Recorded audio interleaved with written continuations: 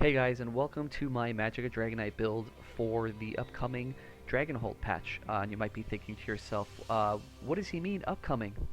The patch is live right now. Well, I'm actually bringing this video to you on the night before patch day from the PTS server. Um, but before we get into the build, I just want to do a quick shout out to Nini. Nini, if you don't know who she is at this point, I regret to inform you that you have actually been living under a rock for these past 2 years. But don't worry, I'm here to help you. I'm going to drag you out from the darkness that is the bottom of your rock home and bring you out into the glorious light that is the Queen of ESO PvP. But on a more serious note, guys, Nini is a very good friend of mine who streams a ton of ESO and in particular a ton of ESO PvP content. She does it from the healer and DPS perspective and has just as much experience as I or any other player in this game does. She does large scale, small scale, duo, battlegrounds, you name it, she's done it and she streams it. So if you guys are interested in seeing some top tier PvP healing, you want to get into healing, you have no idea where to start, you don't know what gear sets to run, she's got a ton of knowledge and a ton of builds that she can drop on you, so you're definitely more than welcome to come do that. And more times than not, you'll find me there. Whether I'm hanging out and chat with you guys or I'm in the game PvPing with her. You can also come down and ask me questions about anything Dragonknight related, this build, anything like that. We'd both be more than happy to see you guys and more than happy to take and answer your questions. So I'm going to leave her Twitch link in the description for this video. The next time she's going to be streaming is Tuesday, October 22nd. And that'll be the first day that she streams this new patch, so you definitely don't want to miss that, guys. So one last thing we do before we get into the build is we're going to go over our character sheet. I am an Imperial for this build. If you know me, you know how much I love the Imperial race. I think it synergizes really well with the Dragonknight class, but this is a personal preference for me more than anything.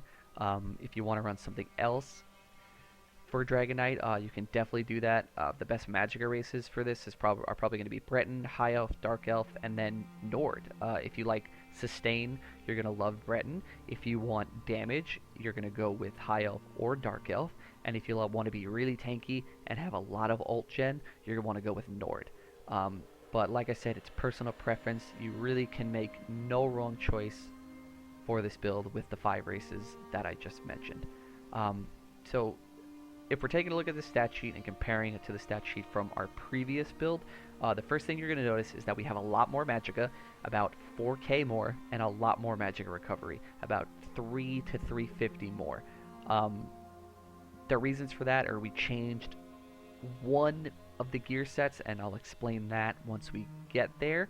But just to finish this off real quick, we are running the Atronach as our Mundus, and we're running Spring-Loaded Infusion as our try-drink. And if you've been playing this game for any period of time, I bet you already know what gear piece we changed out for this. If not, keep watching, and we're going to get into that right now.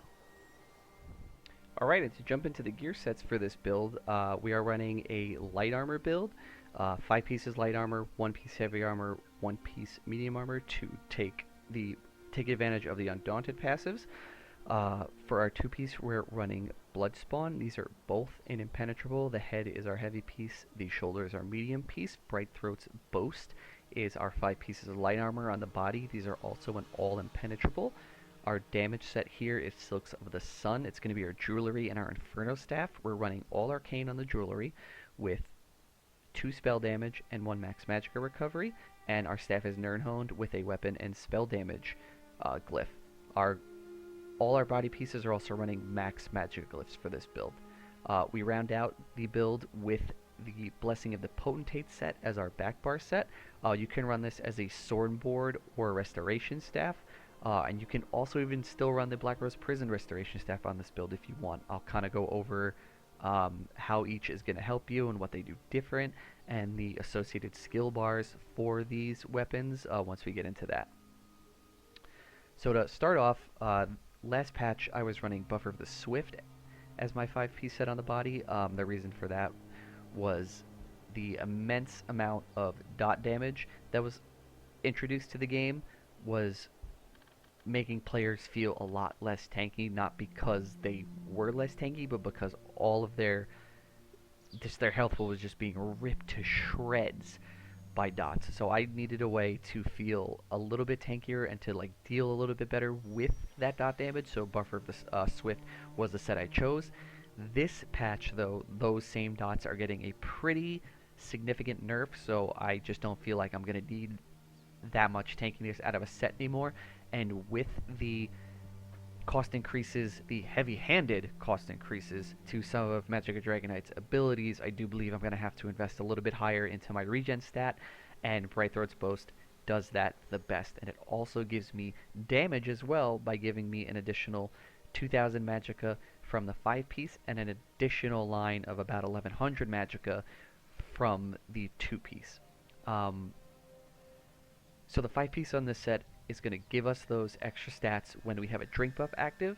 So our drink buff in this case is the spring-loaded infusion. This is a drink that is it's classified as a drink, but it gives you tri-stats, and it gives you a little bit less than your traditional tri-stat food, but not enough to make me shy away from this. The main reason I'm using spring-loaded infusion over something like Witch Mother's Potent Brew is for the balance and stats that this drink offers me in comparison to Witch Mother's Potent Brew. If you were to run something like Witch Mother's Potent Brew, as you can see here, since my drink buff has expired, this is what your stamina pool would be. Just abysmal. Just really bad. Can't be running around with that much stamina in open world PvP. I think personally it's just not going to happen. So spring-loaded infusion keeps our stat pool balanced while still providing the drink necessary to activate the Brightthroat's Boast 5-piece. Our damage set is going to be Silks of the Sun. I swear by the set. I think it's the best damage set you can get for Magicka Dragonknight in PvP. There are arguments against that, and for my thoughts on that, you can actually refer to my last build video where I kind of go over that in the gear section of the build video. If you're looking to run other sets in place of this, you can run either Burning Spellweave, which is a set that drops in the dungeon City of Ash. You can run Spinners, which is an overland set that drops in Malamor Tor. You can run Innate Axiom, which is a craftable set in Clockwork City. You can run Crafty Elfique, which is a drop set that drops overland in Elsewhere. And you can also run the new Elemental Succession set, well, not new, it was changed last patch, but still pretty new, that drops from the Vetrum Maelstrom Arena. Those are the DPS sets that I would recommend to run in place of Sun if you don't want to run it or you just don't have the pieces to run it. Our Inferno staff here, I know there was a lot of talk about people running Charged as their trait on their Inferno staff, and the reason that is because of a rework to the Combustion passive where this passive no longer has a cooldown. This passive can proc whenever you apply the burning status to an enemy. So the idea behind Charged is that it increases your chances to apply status effects. So if you have a charged trait, you're more likely to proc burning, and burning is more likely to proc your Combustion passive, which pretty much just means you're going to get more sustain out of it at the cost of damage. However, I believe that we have enough sustain built into this build already through our regen and a couple of our abilities that we don't need to do that. So we can stick with Nirnhoned and we can keep the extra damage it's going to give us.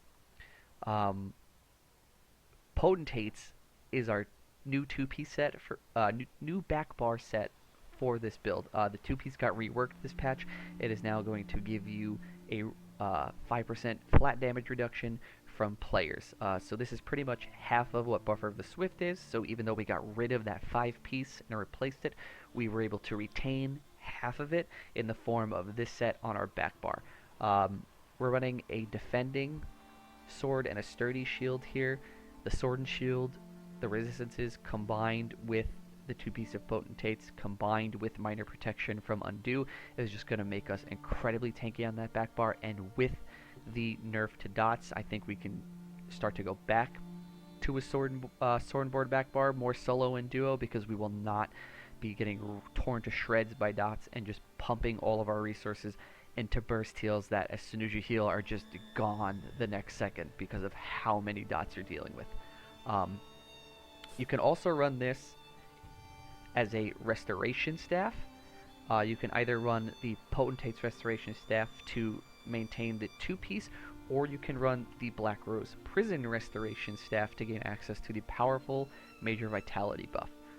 What you want to do is more up to you, your playstyle. I find myself switching back and forth between Sword and Shield and Resto Staff all the time, so there really is no right answer. It's just kind of what you need at any given moment. Um, if you are going to run a Sword and Shield back bar, I recommend you run your poisons on the Sword and Shield bar, and you use your Inferno Staff to proc your weapon and spell damage glyph.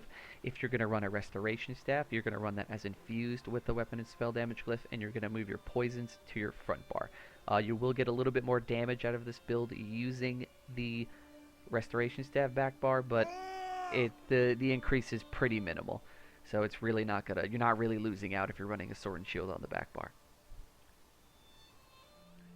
So for our skills, pretty straightforward, same as I'm sure you've all seen a lot of DK builds or just fought them in PvP. The skills stay the same pretty much this patch.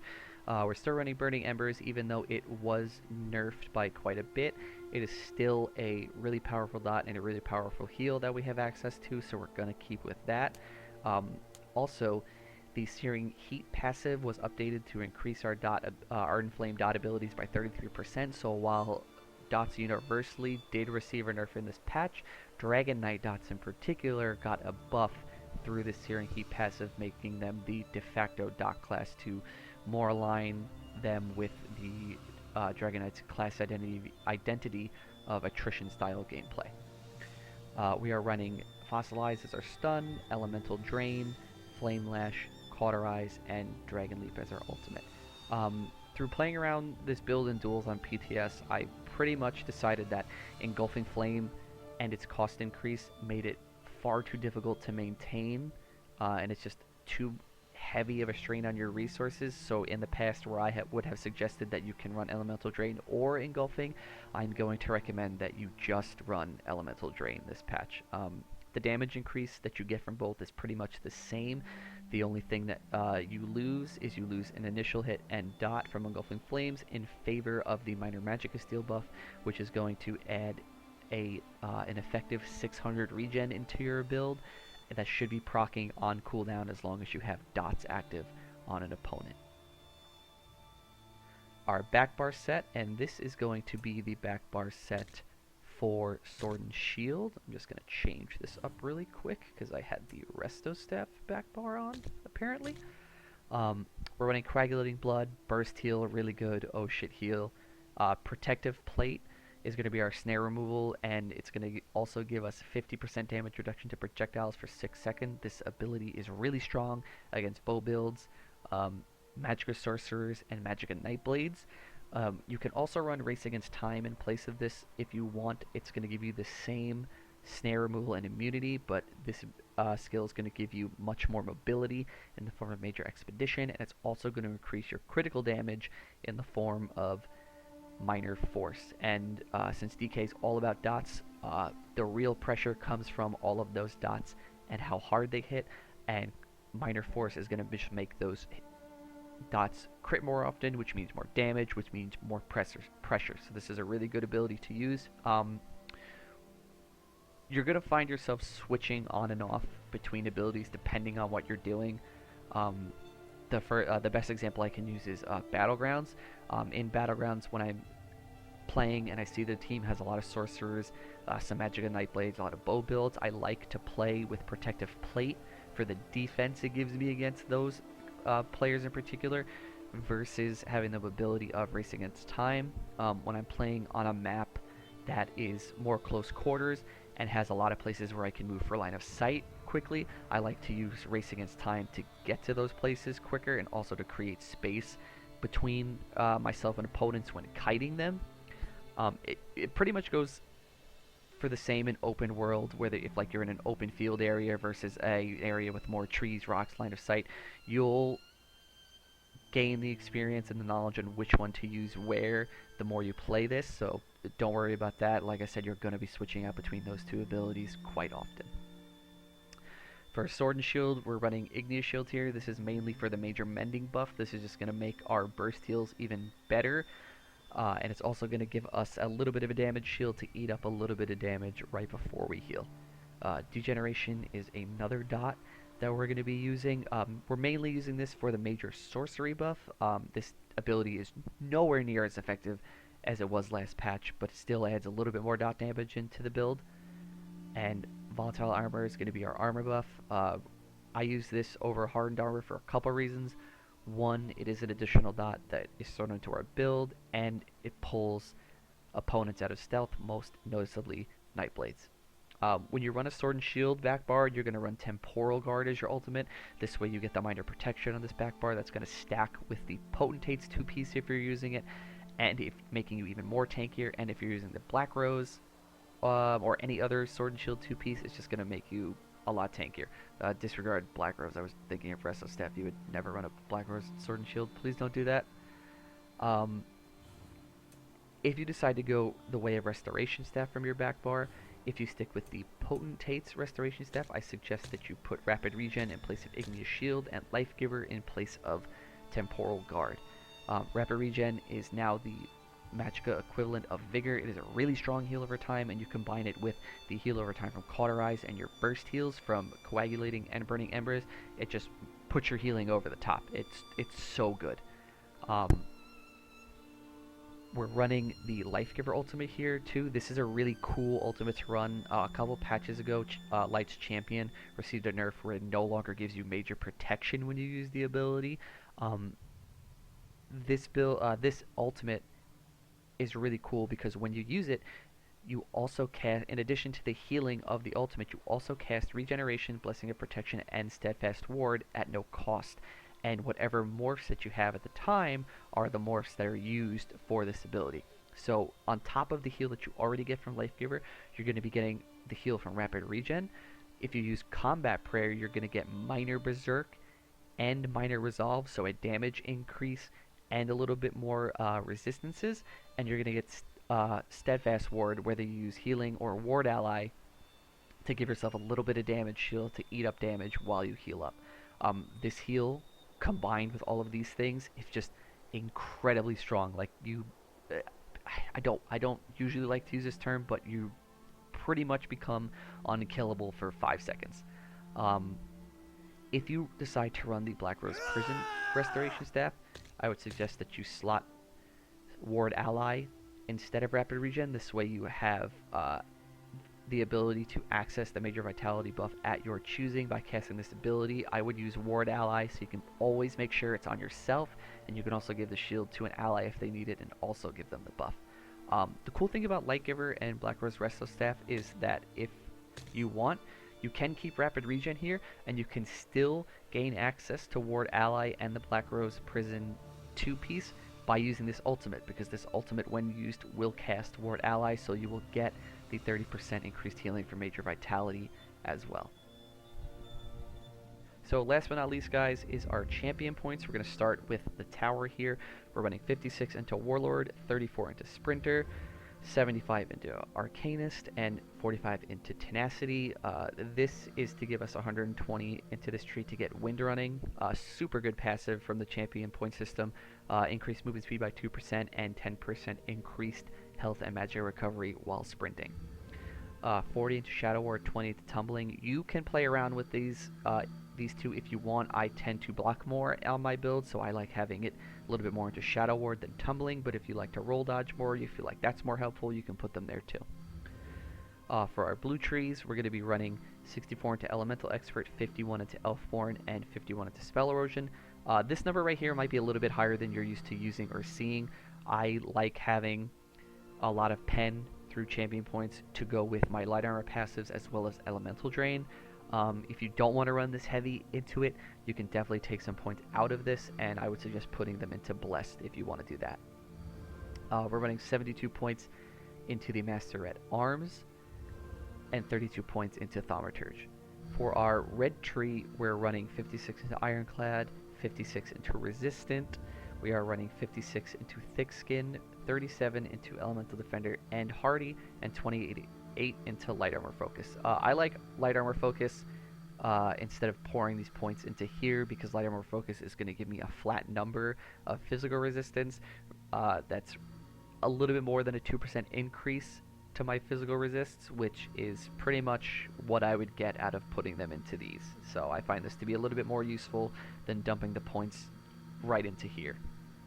We're running nothing into the Lord, and that's it. That's the build.